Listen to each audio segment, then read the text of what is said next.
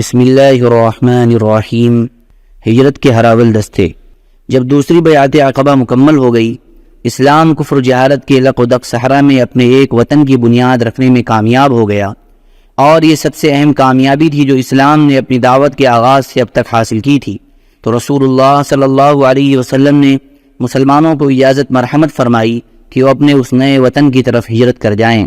ہجرت کے معنی یہ تھی کہ سارے مفادات تج کر اور مال کی قربانی دے کر محض جان بچا لی جائے، اور یہ بھی سمجھتی ہوئی کہ یہ جان بھی خطرے کی زد میں ہے، ابتدائے راہ سے انتہائی راہ تک کہیں بھی ہلاک کی جا سکتی ہے، پھر سفر بھی ایک مبہم مستقبل کی طرف ہے، معلوم نہیں آگے چل کر ابھی کون کون سے مصائب اور غم و الم رونما ہوں گے۔ مسلمانوں نے یہ سب کچھ جانتے ہوئے ہجرت کی ابتدا کر دی۔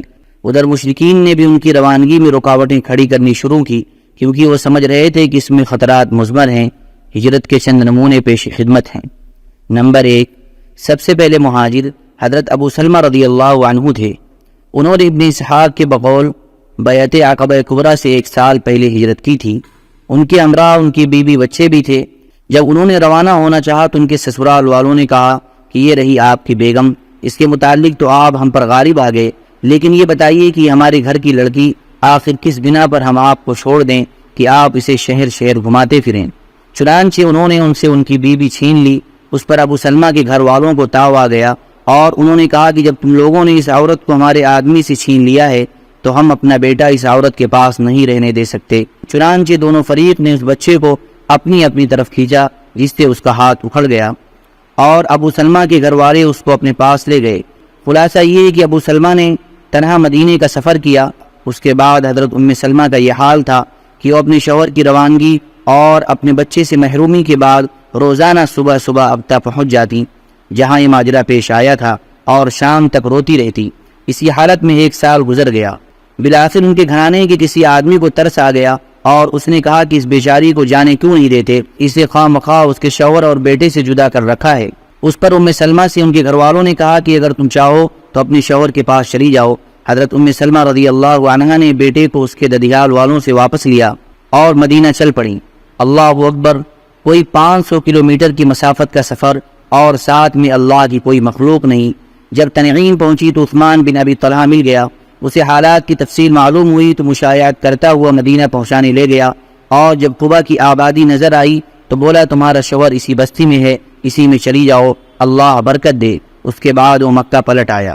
نمبر 2، حضرت صہیب رضی اللہ تعالیٰ عنہ نے جب ہجرت کا ارادہ کیا تو ان سے کفار قریش نے کہا تم ہمارے پاس آئے تھے تو حقیر و فقیر تھے، لیکن یہاں آ کر تمہارا مال بہت زیادہ ہو گیا ہے اور تم بہت آگے پہنچ گئے ہو۔ اب تم چاہتے ہو کہ اپنی جان اور اپنا مال دونوں لے کر چل دو، تو بخدا ایسا نہیں ہو سکتا۔ حضرت صہیب رضی اللہ تعالیٰ عنہ نے کہا اچھا یہ بتاؤ کہ اگر میں اپنا مال چھوڑ دوں تو تم میری راہ چھوڑ دو گے؟ انہوں نے کہا ہاں۔ حضرت صہیب رضی اللہ تعالیٰ عنہ نے کہا اچھا تو پھر ٹھیک ہے، چلو میرا مال تمہارے حوالے۔ رسول اللہ صلی اللہ علیہ وسلم کو اس کا علم ہوا تو آپ نے فرمایا صہیب نے نفع اٹھایا، صہیب نے نفع اٹھایا۔ نمبر 3، حضرت عمر بن خطاب رضی اللہ عنہ، عیاش بن ابی ربیعہ اور ہشام بن عاص بن وائل نے آپس میں طے کیا کہ فلاں دن صبح صبح اکٹھے ہو کر وہیں سے مدینہ کو ہجرت کی جائے گی۔ حضرت عمر اور عیاش تو وقت مقررہ پر آ گئے، لیکن ہشام کو قید کر لیا گیا۔ پھر جب یہ دونوں حضرات مدینہ پہنچ کر قباء میں اتر چکے تو عیاش کے پاس ابو جہل اور اس کا بھائی حارث پہنچے۔ تینوں کی ماں ایک تھی۔ ان دونوں نے عیاش سے کہا تمہاری ماں نے نظر مانی ہے کہ جب تک وہ تمہیں دیکھ نہ لیں گی، سر میں کنگھی نہ کریں گی اور دھوپ چھوڑ کر سائے میں نہ آئیں گی۔ یہ سن کر عیاش کو اپنی ماں پر ترس آ گیا۔ حضرت عمر رضی اللہ تعالیٰ عنہ نے کیفیت دیکھ کر عیاش سے کہا عیاش دیکھو خدا کی قسم یہ لوگ تم کو محض تمہارے دین سے فتنے میں ڈالنا چاہتے ہیں، لہذا ان سے ہوشیار رہو۔ خدا کی قسم اگر تمہاری ماں کو جوؤں نے اذیت پہنچائی تو وہ کنگھی کر لے گی، اور اسے مکہ کی طرح کڑی دھوپ لگی تو وہ سائے میں چلی جائے گی، مگر عیاش نہ مانے۔ انہوں نے اپنی ماں کی قسم پوری کرنے کے لیے ان دونوں کے ہمراہ نکلنے کا فیصلہ کر لیا۔ حضرت عمر رضی اللہ تعالیٰ عنہ نے کہا اچھا جب یہی کرنے پر آمادہ ہو تو میری یہ اونٹنی لے لو، یہ بڑی عمدہ اور تیز رو ہے، اس کی پیٹھ نہ چھوڑنا، اور لوگوں کی طرف سے کوئی مشکوک حرکت ہو تو نکل بھاگنا۔ عیاش اونٹنی پر سوار ان دونوں کے ہمراہ نکل پڑے۔ راستے میں ایک جگہ ابو جہل نے کہا بھائی میرا یہ اونٹ تو بڑا سخت نکلا، کیوں نہ تم مجھے بھی اپنی اس اونٹنی پر پیچھے بٹھا لو؟ عیاش نے کہا ٹھیک ہے، اور اس کے بعد اونٹنی بٹھا دی۔ ان دونوں نے بھی اپنی اپنی سواریاں بٹھائیں تاکہ ابو جہل عیاش کی اونٹنی پر پلٹ آئے، لیکن جب تینوں زمین پر آ گئے تو یہ دونوں اچانک عیاش پر ٹوٹ پڑے اور انہیں رسی سے جکڑ کر باندھ دیا، اور اسی بدی ہوئی حالت میں دن کے وقت مکہ لائے اور کہا کہ اے اہل مکہ، اپنے بیوقوفوں کے ساتھ ایسا ہی کرو جیسا ہم نے اپنے اس بیوقوف کے ساتھ کیا ہے۔ عازمین ہجرت کا علم ہو جانے کی صورت میں ان کے ساتھ مشرکین جو سلوک کرتے تھے اس کے 3 نمونے ہیں، لیکن ان سب کے باوجود لوگ آگے پیچھے پے در پہ نکلتے ہی رہے۔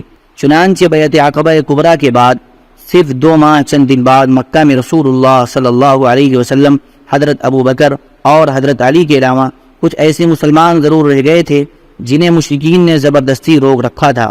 ان دونوں حضرات یعنی حضرت ابو بکر اور حضرت علی کو بھی رسول اللہ صلی اللہ علیہ وسلم نے روک رکھا تھا۔ رسول اللہ صلی اللہ علیہ وسلم بھی اپنا ساز و سامان تیار کر کے روانگی کے لیے حکم خداوندی کا انتظار کر رہے تھے۔ حضرت ابو بکر رضی اللہ تعالیٰ عنہ کا رفت سفر بھی بنا ہوا تھا۔